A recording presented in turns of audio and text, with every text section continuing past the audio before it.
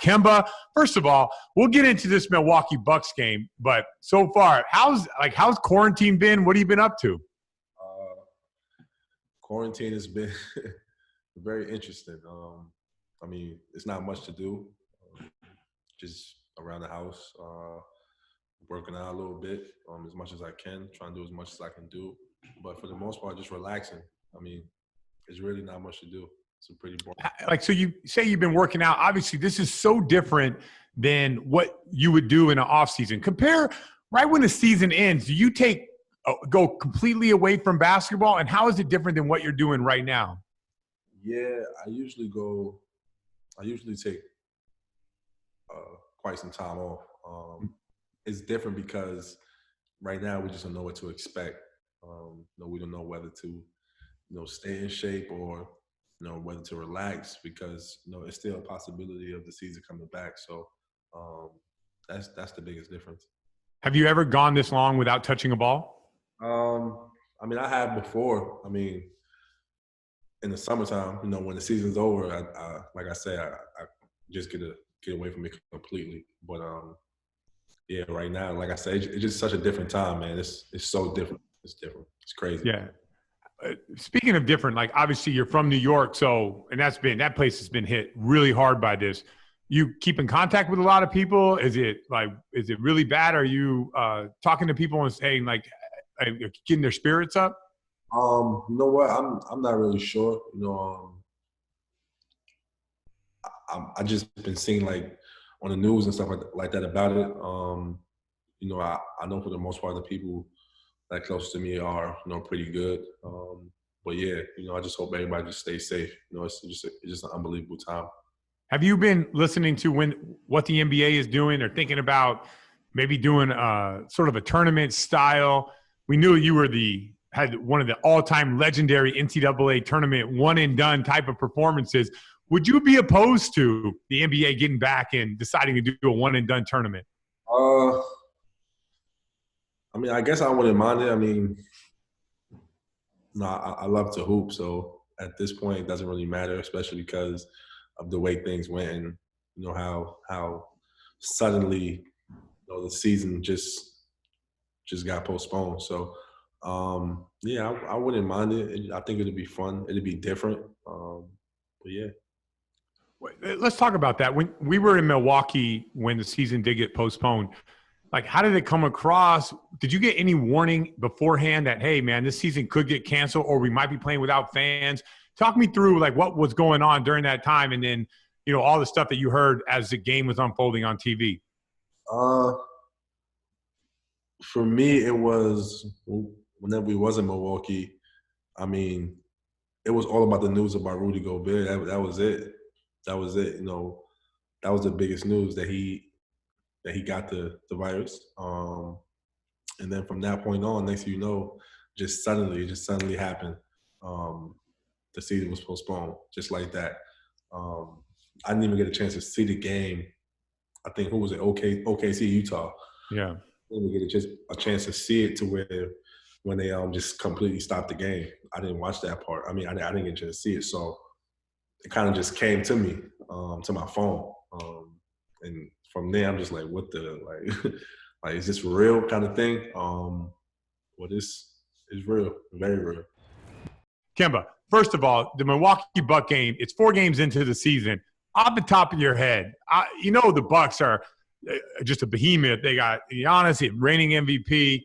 You've had your fair share of run-ins with them when you were in Charlotte, but now you're in Boston. Talk to me about what's going on in your mind before the game.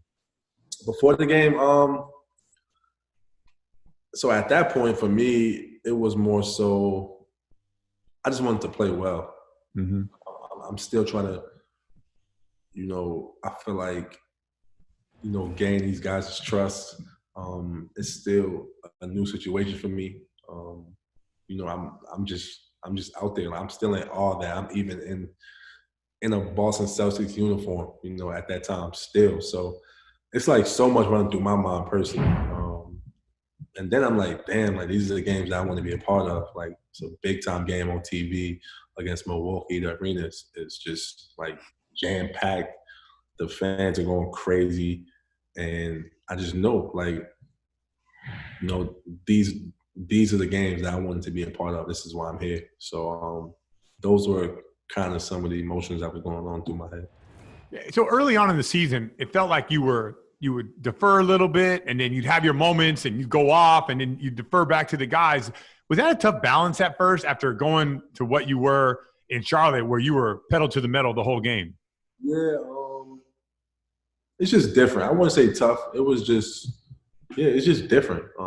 It's just nothing that I've been a part of over the course of my career. As far as the amount of guys we have on the perimeter who can just fill it up.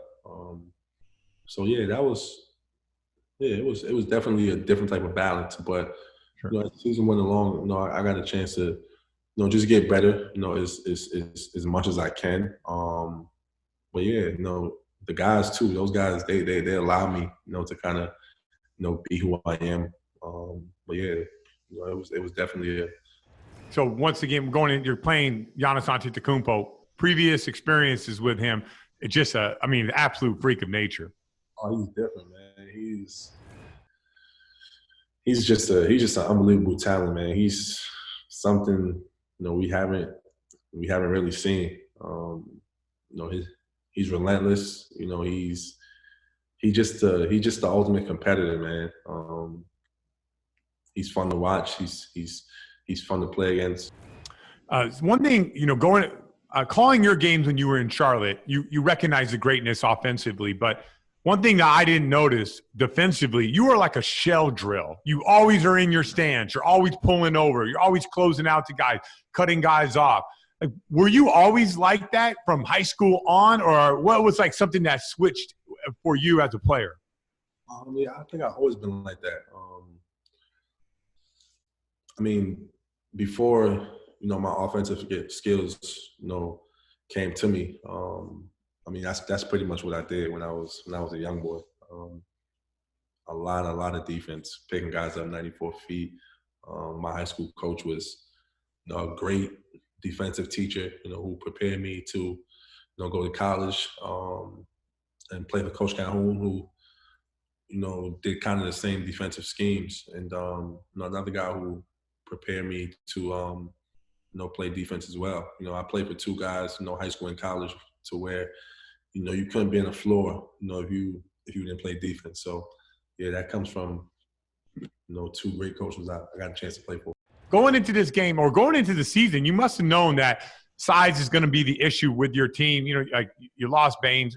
You weren't here, but Baines is gone. Horford's gone. Daniel Tice is your center. Is that something you guys tried to address early on in the season and saying, like, we got to figure out a way to get over the hump with us being smaller? Yeah. Obviously, we're just not as big as everyone. But for the most part, coming into the season, our main focus was us using, our speed. That's the advantage we have over a lot of people. Our speed, our tenacity. We pride ourselves on just helping each other, and we have to scramble around. I think we do a great job at that. So, like I said, yeah, we just we knew that we can just pretty much get out on the open floor as much as possible. If we got stops, we knew that we can just get in the break against those guys.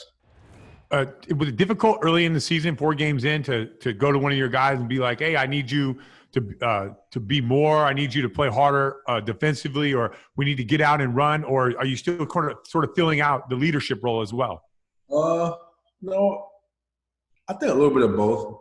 But being that I was already at, I already did Team USA with Smart, That's right, and JT. We kind of sort of had a relationship already. So, and me and G had already been cool from over the years.